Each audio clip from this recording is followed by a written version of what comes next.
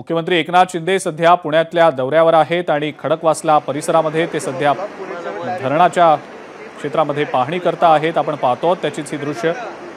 खडकवासला धरणामधनं पाण्याचा विसर्ग सध्या केला जातो आहे।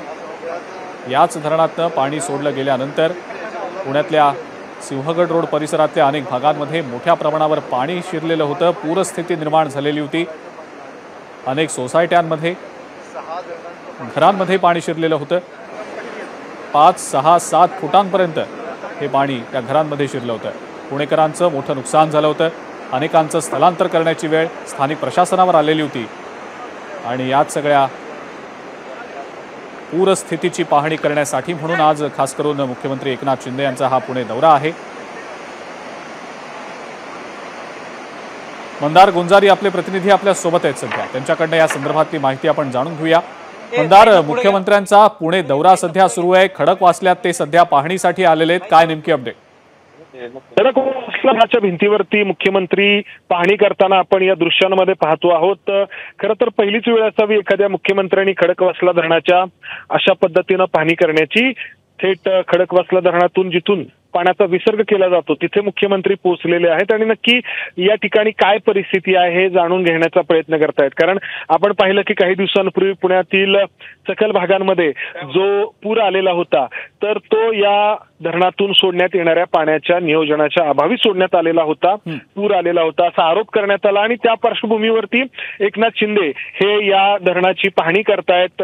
एकनाथ शिंदे पुण्यात आल्यानंतर सर्वात आधी सांगवीमध्ये गेले, त्या ठिकाणी पूर परिस्थिती जिथे उद्भवली होती तिथे पाहणी केली, पाटील इस्टेटची पाहणी केली, त्यानंतर एकता नगरची आणि आता या खडकवासला धरणाच्या भिंतीवरती मुख्यमंत्री जलसंपदा विभागाचे जे अधिकारी आहेत त्यांच्याकडून माहिती घेताना आपण पाहतो आहोत। त्यानंतर पुण्यातील प्रशासकीय अधिकाऱ्यांसोबत ते बैठक करणार आहेत आणि त्यानंतर माध्यमांशी देखील संवाद साधणार आहेत। आपण पाहिलं तर हे खडकवासला धरण आणि खडकवासला धरण साखळीचा भाग असलेली इतर 3 ही धरणं ही तुडुंब भरलेली आहेत। गेल्या काही दिवसांपासून जो पाऊस होतोय त्या पावसामुळे काल दुपारपासून पाऊस थांबलेला आहे, आता पाऊस नाहीये, मात्र धरणं तुडुंब भरलेली आहेत आणि पुढच्या काही दिवसांमध्ये देखील पावसाची शक्यता वर्तवण्यात आली आणि या सगळ्या पार्श्वभूमीवरती या धरणातून सोडण्यात येणाऱ्या पाण्याचं व्यवस्थित नियोजन व्हावं यासाठी एक चांगलं धोरण आखण्याची गरज आहे आणि त्या अनुषंगाने मुख्यमंत्री आपण पाहतो आहोत की या जलसंपदा विभागाच्या अधिकाऱ्यांसोबत इथे पाहणी करतायत आणि त्यानंतर खरं तर या धरणातून सोडण्यात येणाऱ्या पाण्याबाबत एक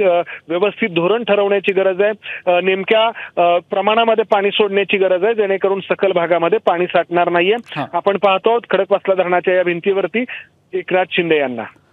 मंदार, आता खडकवासला धरणाच्या ठिकाणी मुख्यमंत्री दाखल झालेले आहेत, मात्र आता पुढचा नेमका त्यांचा दौरा कसा असणार आहे त्याबद्दल नेमकं काय सांगता येईल?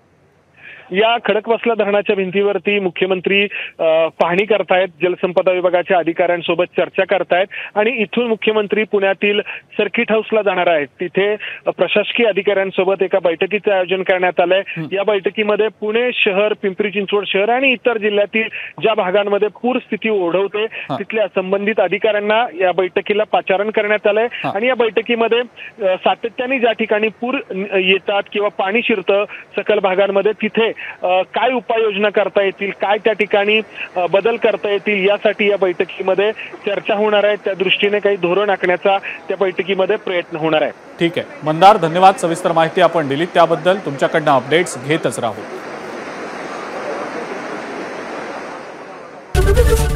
एबीपी माझा, उघडा डोळे बघा नीट।